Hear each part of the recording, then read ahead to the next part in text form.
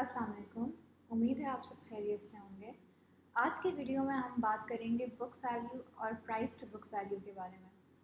तो ये दोनों कॉन्सेप्ट समझने से पहले ज़रूरी है कि आपको एक कंपनी की एसेट्स, लाइबिलिटीज़ और इक्विटी का पता हो। अब ये तीनों चीज़ें क्या होती हैं? एसेट्स तो किसी भी कंपनी के cash, receivables, machinery, equipment, land वगैरह इन चीज़ों को कहते हैं। लाइबिलिटीज़ होती हैं कि कंपनी ने अगर कोई डेट लिया हुआ है या कोई लोन या कोई पेबल्स जो जिसके पैसे उन्होंने नहीं दिए हुए और देने आ गए हैं, तो लाइबिलिटीज़ वो होंगी। और इक्विटी होता है कि जो शेयर होल्डर्स ने आपकी कंपनी में इन्वेस्ट किया है वो इक्विटी होती है। अब हमारे पास बेसिक अकाउंटिंग इक्वेशन है, assets is equal to liabilities plus equity.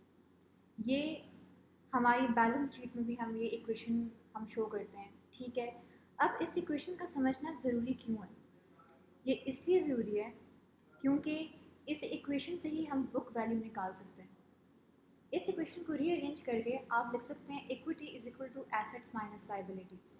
अब बुक वैल्यू यही इक्वेशन है, लेकिन उसमें हम एसेट्स की जगह टैंजिबल एसेट्स लिखते हैं सिर्फ।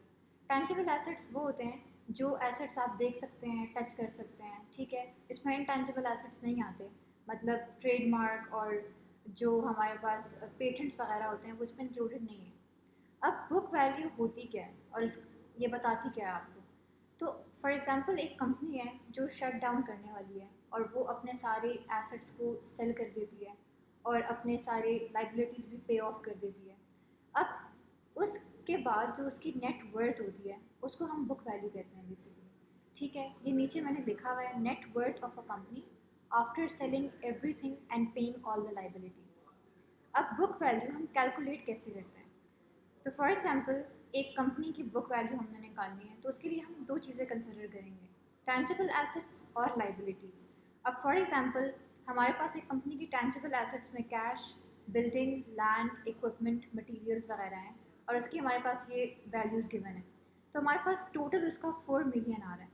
इसी तरह लाइबिलिटीज़ हमने लगा ली हैं, फॉर एग्जांपल डेट है 1.5 मिलियन का, एक्सपेंसेस हैं, तो उसका टोटल हमारे पास 2 मिलियन आ गया। अब बुक वैल्यू हम कैसे निकालेंगे? ऊपर हमारे पास इक्वेशन थी टैंजिबल एसेट्स माइनस लाइबिलिटीज़, इससे हम बुक वैल्यू कैलकुलेट करते हैं। तो इस एग्जांपल में बुक वैल्यू निकालने के लिए हम 4 मिलियन माइनस 2 मिलियन करेंगे, तो बुक वैल्यू हमारे पास 2 मिलियन आ गई। अब इस 2 मिलियन का मतलब क्या है? फॉर एग्जांपल ये कंपनी अगर लिक्विडेट कर जाए, ठीक है, और इसने अपने सारे एसेट्स सेल कर दिए और सारी लाइबिलिटीज़ पे ऑफ कर दी, तो ये 2 मिलियन इसकी नेट वर्थ होगी तब, ठीक है। मतलब इसकी जो इंट्रिंसिक वैल्यू है वो 2 मिलियन होगी। अब हम चलते हैं प्राइस टू बुक रेशो की तरफ, ठीक है। प्राइस टू बुक रेशो समझने के लिए हम लोग पहले देखते हैं कि फॉर एग्जांपल इसी कंपनी का स्टॉक प्राइस 50 रुपीज़ है और आउटस्टैंडिंग शेयर्स हैं 100 के। अब हम इसकी price to book ratio calculate करेंगे। वो कैलकुलेट करने के लिए पहले हमें बुक वैल्यू पर शेयर निकालनी पड़ेगी और बुक वैल्यू पर शेयर निकालने के लिए हम फार्मूला यूज़ करेंगे book value divided by outstanding shares.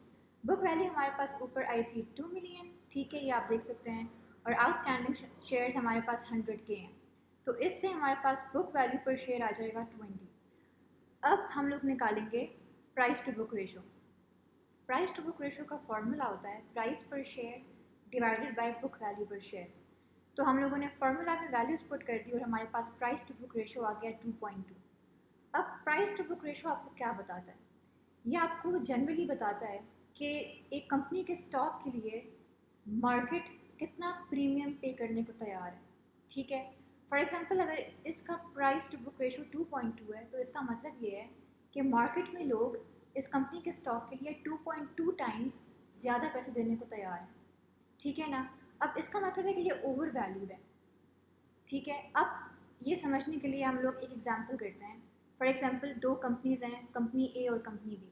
तो हम लोग ये देखते हैं कि इसकी प्राइस टू बुक रेशो की बेसिस पे आप कैसे इवैल्यूएट करेंगे कि कौन सी कंपनी अंडर वैल्यूड है, कौन सी कंपनी ओवर वैल्यूड है। तो चलिए देखते हैं। फॉर एग्जांपल कंपनी ए का स्टॉक प्राइस 50 रुपीज़ है और कंपनी बी का भी स्टॉक प्राइस 50 रुपीज़ है, लेकिन कंपनी ए का बुक वैल्यू पर शेयर 15 है और कंपनी बी का बुक वैल्यू पर शेयर 60 है। तो प्राइस टू बुक रेशो का फॉर्मूला आपको पता चल गया है, वो है stock price divided by book value per share. तो कंपनी ए का प्राइस टू बुक रेशो हमारे पास आ गया 3.3। इसी तरह कंपनी बी का भी हम निकालेंगे, वो हमारे पास आ गया 0.83। अब आप देखें कि अगर तो price to book ratio 0 to 1 के बीच में, ठीक है, मतलब उसकी वैल्यू बहुत कम है, तो इसका मतलब होता है कि ये अंडर वैल्यूड है कंपनी। और अगर प्राइस टू बुक रेशो 1 से बड़ी है, 1 या 2 से बड़ी है और बढ़ती जा रही है, तो इसका मतलब है कि वो कंपनी ओवर वैल्यूड है।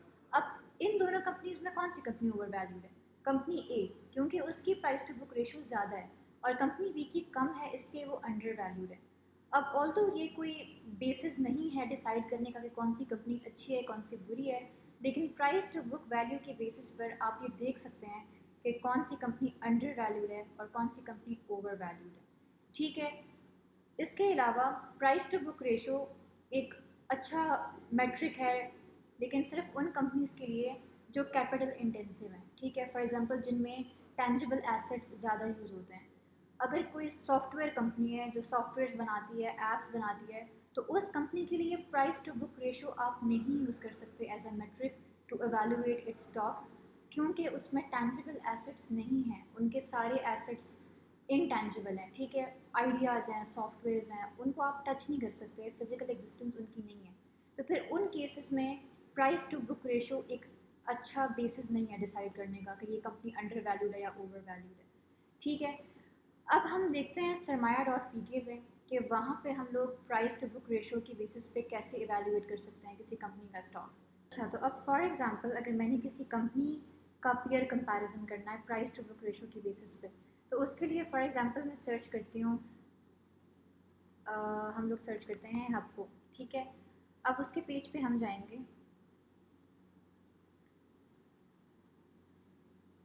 और ये आप देख सकते हैं कि उसकी जो भी कंपेटिटर कंपनीज़ हैं उसका आपको प्राइस टू बुक रेशो नज़र आ रहा है, ठीक है।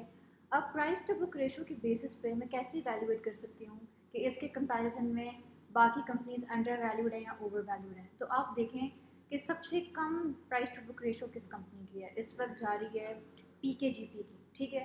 तो इसका मतलब है कि PKGP in comparison to all this companies ये सबसे ज़्यादा अंडर वैल्यूड है यहाँ पे, ठीक है।